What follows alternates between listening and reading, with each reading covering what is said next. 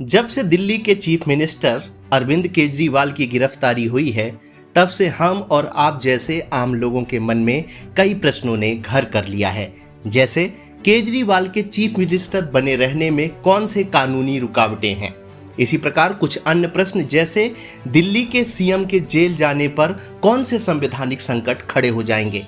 अगर केजरीवाल इस्तीफा नहीं देते हैं तो क्या दिल्ली में राष्ट्रपति शासन लगेगा। इसी तरह के बहुत से प्रश्नों के उत्तर आज हम जानने की कोशिश करेंगे इस वीडियो में। सबसे पहले शुरुआत करते हैं अरविंद केजरीवाल के सीएम बने रहने में कौन सी कानूनी रुकावटें हैं।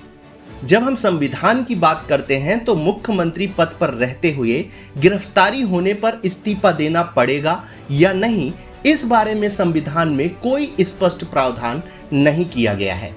लोक प्रतिनिधित्व अधिनियम 1951 में इस बात का कहीं उल्लेख नहीं है कि जेल जाने पर किसी जनप्रतिनिधि, मुख्यमंत्री या मंत्री को इस्तीफा देना पड़ेगा या नहीं।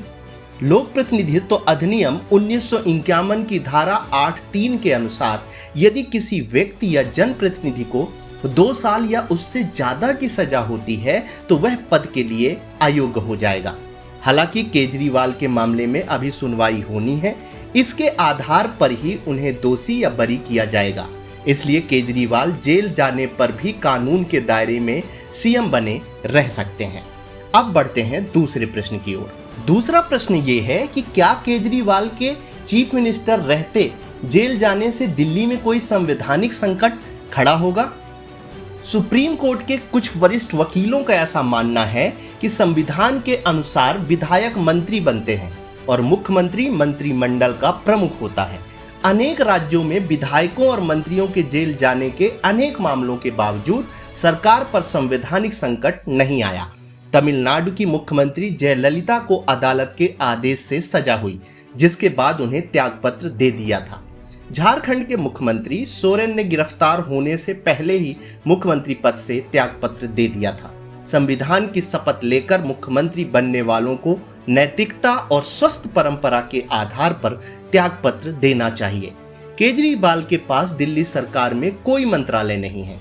आपके पास विधानसभा में पूर्ण बहुमत है, इसलिए मुख्यमंत्री के जेल जाने से राज्य में संवैधानिक संकट की स्थिति फिलहाल नहीं है। लेकिन उन्हें जमानत नहीं मिली या फिर मामले में चार्जशीट दायर हो गई तो फिर उन्हें मुख्यमंत्री पद से त्यागपत्र देने को मजबूर होना पड़ेगा।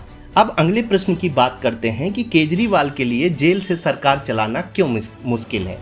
जेल से सरकार चलाने से जुड़ा कोई नियम संविधान में नहीं है, लेकिन जेल से सरकार चलाने में कुछ व्यवहारिक दिक्कतें हैं।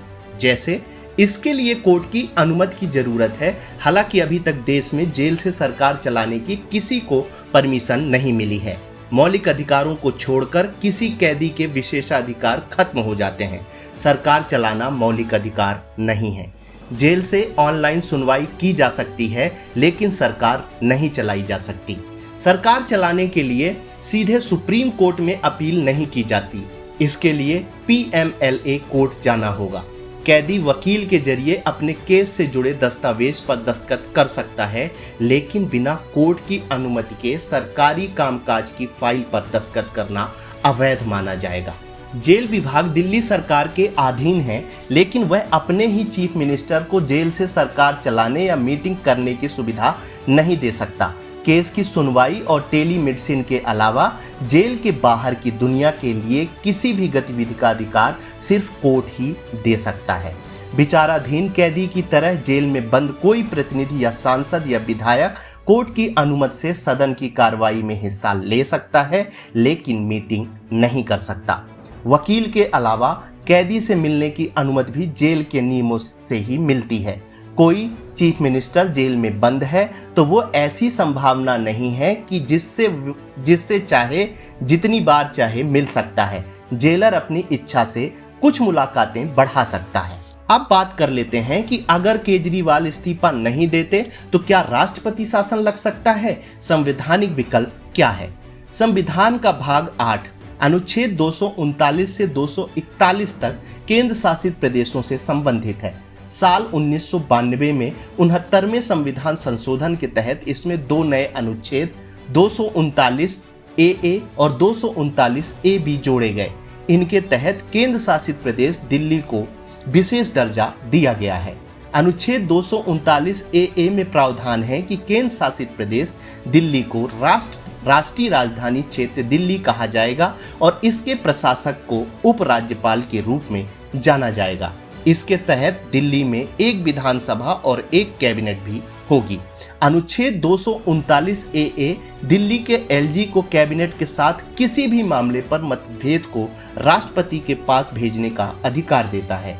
वहीं अनुच्छेद 239 AB में प्रावधान है कि राष्ट्रपति अनुच्छेद 239 AA के किसी भी प्रावधान या इस अनुच्छेद के तहत बने किसी भी कानून को सस्पेंड कर सकता है। कुल मिलाकर ये अनुच्छेद अनुच्छेद 356 यानी राष्ट्रपति शासन से मिलता जुलता है। अनुच्छेद 239 AA के तहत दिल्ली के उपराज्यपाल इस मामले को राष्ट्रपति के पास ले जा सकते हैं। केंद्र सरकार दिल्ली में संवैधानिक संकट की आशंका का तर्क देकर आर्टिकल 239 AB के तहत दिल्ली में राष्ट्रपति शासन लगाए जाने की मांग की जा सकती है। सुप्रीम कोर्ट के वकीलों के द्वारा कहना है कि जून 2023 में तमिलनाडु सरकार में मंत्री सेंथिल बालाजी को ईडी ने गिरफ्तार कर लिया था। त्यागपत्र नहीं देने पर हाई कोर्ट ने सख्त टिप्पणी की थी। दिल्ली में भी सत्येंद्र जैन ने जेल जाने के बावजूद काफी दिन तक मंत्री पद से त्यागपत्र नहीं दिया था। अनुच्छेद 239 AA और अनुच्छेद 239 AB के तहत दिल्ली में उपराज्यपाल को विशेष शक्तियां हासिल हैं। जनता द्वारा निर्वाचित सरकार और उपराज्यपाल के अधिकारों के बारे में सुप्रीम कोर्ट के फैसले के बावजूद स्पष्टता नहीं है। मुख्यमंत्री के जेल जाने के बाद पैदा हुए संकट के बारे में भी उपराज्यपाल राष्ट्रपति और केंद्रीय गृह मंत्रालय को अपनी रिपोर्ट भेज सकता है।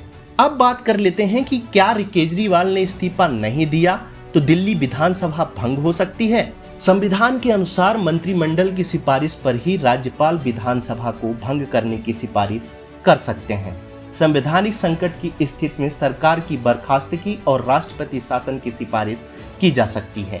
एक देश एक चुनाव की बात हो रही है, इस लिहाज से विधानसभा चुनावों को भी अन्य राज्यों के साथ दिल्ली विधानसभा का कार्यकाल खत्म होने के पहले आयोजित किया जा सकता है, लेकिन मुख्यमंत्री के जेल जाने की वजह से विधानसभा को भंग करना संविधान सम्मत नहीं होगा।